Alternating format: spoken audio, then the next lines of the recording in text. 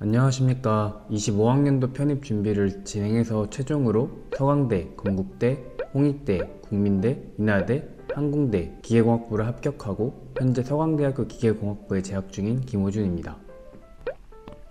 제가 지원한 편입 지원 전형은 일반 편입 전형입니다.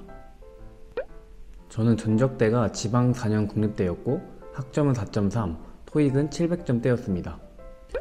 제가 편입을 결심하게 된 동기는 처음 대학에 진학했을 때 제가 고등학교 시절 공부를 많이 안 해본 것 같아서 학별에 대한 미련이 조금씩 있었습니다. 이후에 학교 전공 공부를 하던 도중 미래에 대한 걱정을 하게 되어서 어떻게 하면 걱정을 조금이나마 해결할 수 있을까 고민을 하다가 편입학이라는 제도를 알게 되었습니다. 걱정을 줄이기 위해 편입학이라는 제도를 이용해야겠다는 다짐을 했고, 편입학을 통해 20살 때 있었던 학벌의 미련도 해결할 수 있었고 조금이나마 미래에 대한 걱정을 줄일 수 있다고 생각해 편입학을 지원하게 되었습니다. 제 처음 목표로 했던 대학교는 인하대학교와 중앙대학교였습니다. 하지만 상반기가 지나고 영어와 수학의 성적이 상위권 성적에 안정적으로 정착하게 되어서 점점 서강대, 성균관대, 한양대라는 최상위권 학교에 목표를 가지게 되었습니다.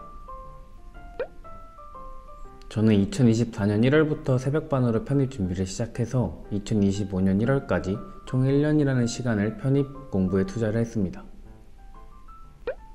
저는 매일 아침 6시에 학원에 도착해서 항상 단어를 먼저 외웠습니다.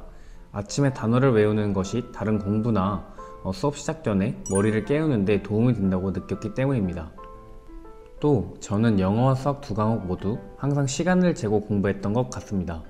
시간을 재지 않으면 항상 사람이 나태해지고 미루는 경향이 생기는 것 같아 제한된 시간 안에 집중해서 공부하려고 많이 노력했던 것 같습니다.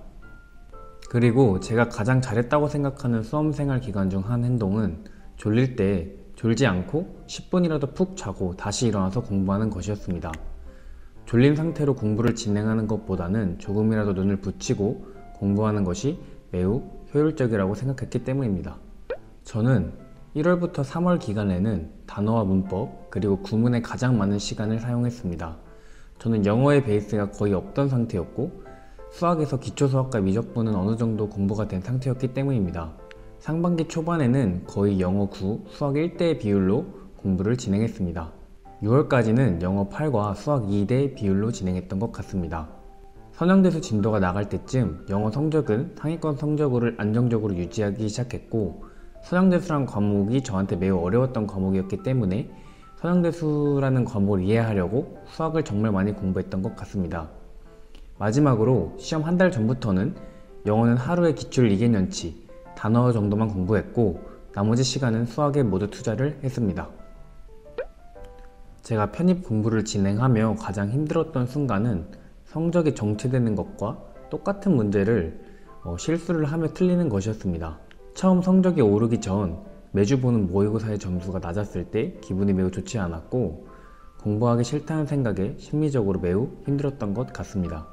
또 수학 문제를 풀 때 당연히 맞았다고 생각하는 것들을 계산 실수로 틀리는 일이 많았을 때 매우 스트레스를 받아서 힘들었던 기억이 납니다.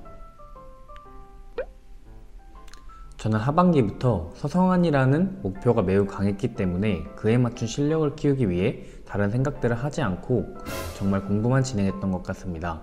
제가 느낀 것이지만 모의고사 성적이나 기출 점수에 너무 멘탈이 망가지면 안 된다고 생각합니다.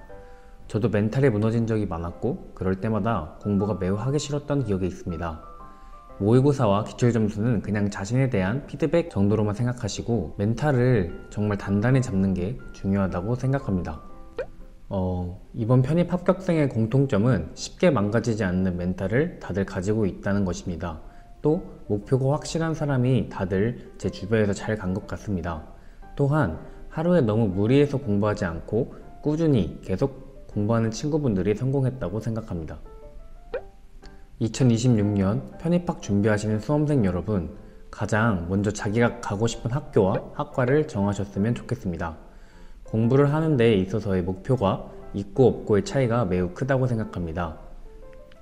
특히 자연계 수험생분들 꼭 영어 포기하지 말고 마지막까지 조금이라도 챙기셨으면 좋겠습니다.